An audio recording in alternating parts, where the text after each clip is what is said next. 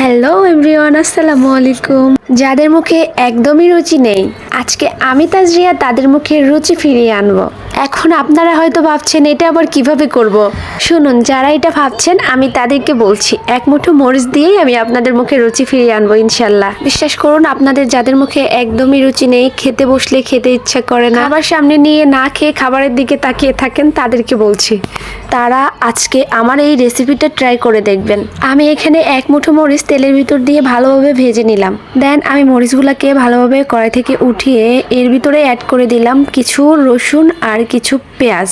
এখানে রসুন আর পেঁয়াজের পরিমাণটা একান্তই আপনাদের ব্যক্তিগত, এখানে কম বেশি হলে কোনো প্রবলেম হবে না। রসুন আর পেঁয়াজগুলো আমি মরিচের মতো করে একটু ভাজা ভাজা করে তুলে নিব।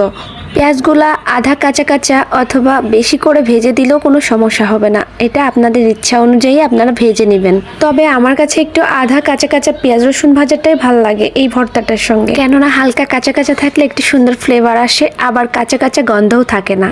এখন আমি পেঁয়াজ রসুন ভাজাটা মরিচের সঙ্গে অ্যাড করে নিই। এখন আর বেশি কাজ নাই, এখন এটাকে আমরা সুন্দরভাবে ব্লেন্ড করে ভর্তা করে নিই। তবে আমার কাছে কেন জানি মনে হয় যে কোনো প্রকার ভর্তা পাটায় পেশে ভর্তা করলে সেটা বেশি মজা হয়। অনেকে পাটায় ভর্তা করতে গেলে ভয় পায়, কেননা হাতে ঝাল লাগবে সেটা ভেবে হয়, কিন্তু না, আপনারা যদি সুন্দরভাবে হাতে গ্লাভস পরে নেন বা চামচের সাহায্যে সুন্দরভাবে পাটার উপরে ভর্তা করে নেন, দেখবেন এটা খাবার টেস্টই আলাদা। আসলে এটাই খুব একটা বেশি ঝাল লাগে না, কেননা মরিচটা ভাজার পরে ঝালটা অনেকাংশে কমে যায়। আপনারা যারা ভাবছেন যে এক মুঠো মরিচ দিয়ে ভর্তা করতেছে না জানি কত ঝাল লাগবে, একদমই না। মরিচটা তেলে ভাজার পরে ঝালটা একদমই সহনীয় পর্যায়ে চলে আসে, যার কারণে আপনারা এই ভর্তাটা ইজিলি খেতে পারবেন আর অনেক বেশি পছন্দ করবেন। বিশ্বাস না করলে একদিন খেয়ে দেখবেন। আমার রিকোয়েস্ট, আপনারা একদিন এভাবে তৈরি করে খেয়ে দেখবেন। আমি নিজেও একটা আপুর ভিডিও থেকে এই ভর্তাটা শিখেছিলাম, তার ভর্তা রেসিপি দেখেই আমার লোভ লাগছিল, এর জন্য আর দেরি না করে পাশে ট্রাই করে ফেলছিলাম। আর ট্রাই করতে যেয়ে দেখি আসলেই অসাধারণ তার ভর্তার রেসিপিটা। যে কথা বলতে বলতে আমার সুন্দর করে বেটে নেওয়া ভর্তাটা আমি একটা পাত্রে উঠিয়ে নিচ্ছি। এই ভর্তাটার সঙ্গে কিন্তু অনেকে শুটকি, ধইনা পাতা এগুলো অ্যাড করে খেয়ে থাকে, কিন্তু আমি আপনাদেরকে সাজেস্ট করব এটা শুধুমাত্র এভাবেই ভর্তা করে খেয়ে দেখবেন। আশা করছি আপনারা নিরাশ হবেন না। এই যে এখানে আমি কিছুটা সরিষার তেল আর একটু লবণ অ্যাড করে নিয়েছি।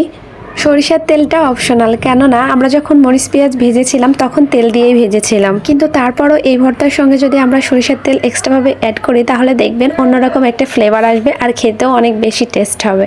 খিচুড়ি, খুদের ভাত, গরম ভাতের সঙ্গেও অনেক বেশি টেস্ট লাগে এই খাবারটা। এমনকি গরম গরম চিতই পিঠা দিয়ে খেয়ে দেখবেন, এটার টেস্ট জাস্ট অসাধারণ। একবার খেলে সারা জীবন মুখে লেগে থাকবে। মই ড্যাম শিওর আপনারা ভর্তা খাওয়ার পর তাজরিয়া আপুকে অনেক অনেক বেশি দোয়া করবেন আর বলবেন এতদিনে ডাক্তার যেটা পারলো না, তাজরিয়া আপুর এক মুঠো মরিচ সেটা করে দেখাই দিল।